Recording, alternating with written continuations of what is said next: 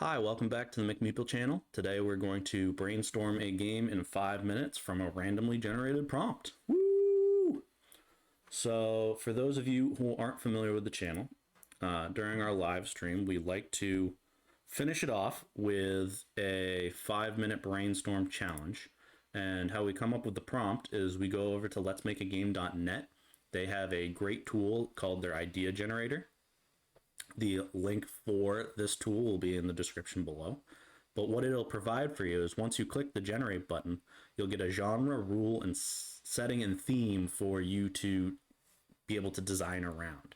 And what we do here on the channel is we'll take that prompt and give us a 5-minute time window to just throw crap into the tablet and see what comes out. And so without further ado, we'll generate a prompt and set our timer. So our genre, we got a battle royale. You must leave it behind is our rule. The setting is pirates and the theme is friendship. That sounds like a great prompt. So we're gonna start our 5-minute timer and let the good times roll.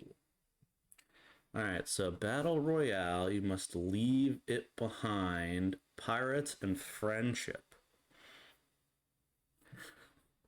Battle royale and friendship seems interesting. So, in most battle royales that I've seen played, you have this ever shrinking area, and so I think we would start by creating a central board area, and that would be the ending point where the game ends by, and we'd have to populate that map by creating a bunch of hex tiles, and this patterned hex tile system is going to be fun because they aren't all the same. It's probably actually just quicker for me to sketch little hex tiles. So we got our map, and probably be over 3 rounds. So I get back into the live screen. So we'd have to have 3 rings. Oh god, we're not in the pen tool. We're coming off the rails. That 5-minute time limit really puts a pressure onto things, which is good because you can't really overthink the idea. If anything, you come up with half-baked thoughts. But we are going to focus on trying to get hex tiles out on the map as quick as possible with still being legible of hex tiles. And you would have, so the game would be played over 3 rounds maybe, but there would be a set number of rounds and then the map would shrink. So potentially after round 1, say we'd get rid of these guys, those would go away. Round 2, these guys would go away. And round 3, the center would go away. And then you would do final scoring. So maybe the center tile would be the rule set for the game. So if we jumped this guy out, nice little call out there, you would have potentially a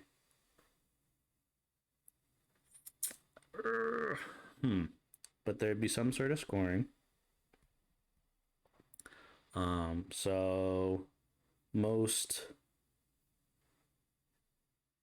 swords placed next to treasure chests. Because we're pirates, because we gotta stick to the pirate theme, and that would get you 1 VP per, and then Friendships made. So there'd be a set collection of how many friends you've made. So there'd be friend 1, 2, and 3. Gets you additional victory point. And so these tiles would randomly be generated to have, what would they have on them? It's a battle royale, so you're battling to make the most friends as a pirate. So I guess to ad lib for the theming's sake, you're battling over having the biggest crew, because when you're part of the crews together, you have friendship. And so we haven't figured out the turn structure, but on the tiles there would be potentially a color assigned to it, so or like a terrain type, and there would be a character on them with a place for treasure. So this would be character. Oh boy. So we'll finish this thought and then wrap up where we got to and talk about how we would take the next steps to push this idea to a point where it could be play tested. At least a rudimentary like concept to see if the core system is even any fun. So you got a train type, a place to place treasure, a character, and we might stop it at that. So it's like, so this would be the spot for treasure. So we got our spot for treasure. Bam. So each tile will be randomly seeded with a terrain, and then you'd place a character token on it.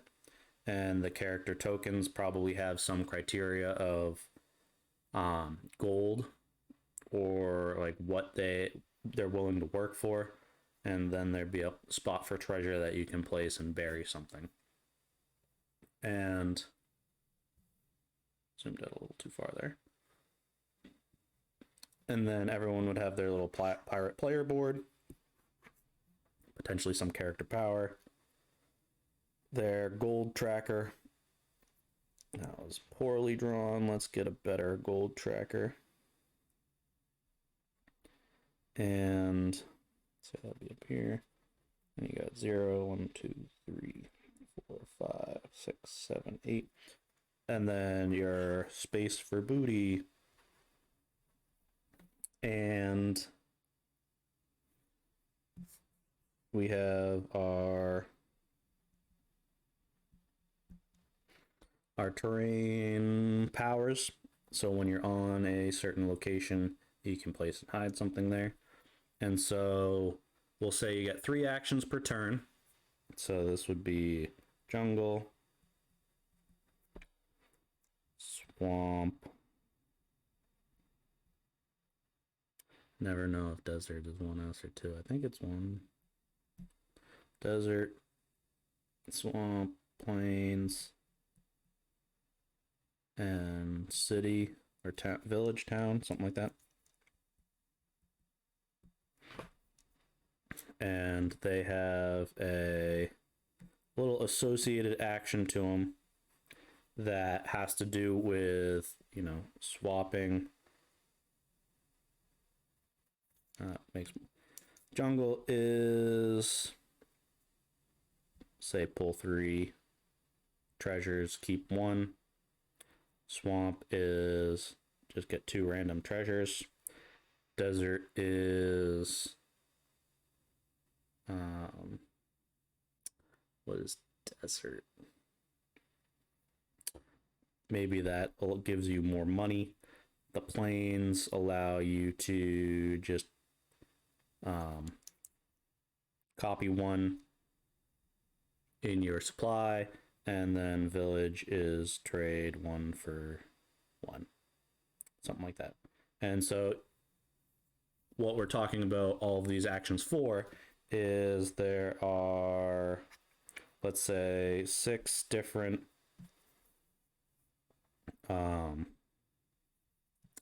symbols that are in the game. So we got our sword, our treasure chest, our parrot.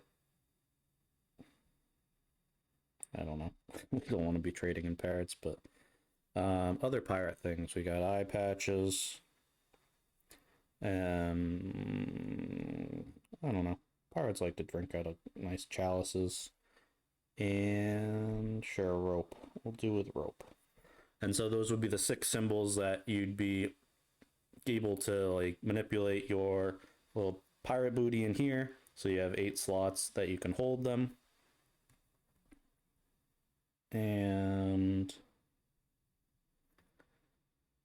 the turn structure would be you move and get to do an action, and then you have an optional action to place treasure out there or recruit a character. So you get 2 actions per turn of trying to recruit someone to your team or burying treasure, and each player would have a set number of turns before the map shrinks, and you would no longer be able to interact with that tile. So say those would all go out after, we'll say it's 24 turns. So after 8 turns, all of these are all gone. And after 16 turns, these would all go away. And then after 8 more turns, the game would end. And you can move up to 2 spaces for an action and then either interact with a character or terrain or bury treasure. And those would be the 3 options for the second one. And I think we've gotten to the point where we could test something. And so what I would do, so to recap, our challenge was to come up with a battle royale game. You must leave something behind, and it's based around pirates and friendship. And so we ad-libbed a little bit, but we came up with the Battle Royale is a randomly generated map that you would populate all the tiles around a randomly selected scoring tile, and then you would pull from the bag of characters to place a character type to seed all of the 18 locations with characters for the game, and then there'd be a spot to bury treasure. And we'd probably have to come up with endgame bonuses at this point to figure out, like, there'd be a scoring around characters that you've collected. Maybe that's a secret objective.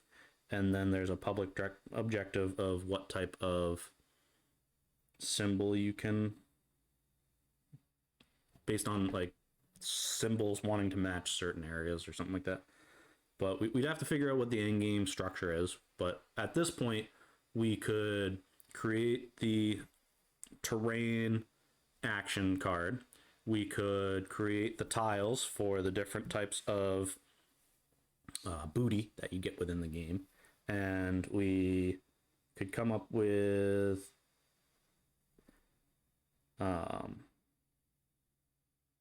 we'd associate each of the booty probably to a color, and that would relate to the character at this point. We'd end up giving them different pirate titles, so like a deckhand, cabin boy, first mate, something like that, for the characters that would get seeded. And we would have to create the player board, but that would be the next steps that I need to take to test this pirate friendship battle royale game. And I probably need to write up a quick rules overview to teach, but I would more than likely test this one in Tabletop Simulator as my preferred method of play instead of cutting out a bunch of hex tiles.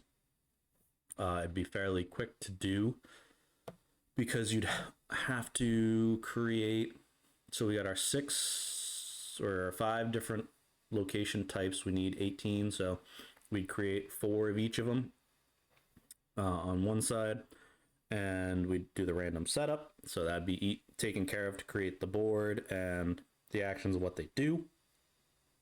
We would then need to create character tokens, so we could just pull 6 of those images and create a reference to associate to those items, and then come up with the base scoring tile and test it from there. probably take about an hour's worth of formatting work, and then I would pull it in TTS.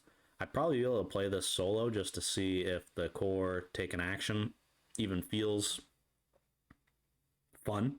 I guess fun is the word that I like to design around. I like to feel like I'm enjoying the actions that I'm taking and that they're building to something. And so if it feels like I can plan a few turns ahead, then I'd spend a couple more hours into trying to give as much information as possible of what's going on in my head to allow me to plan ahead to the rest of the people.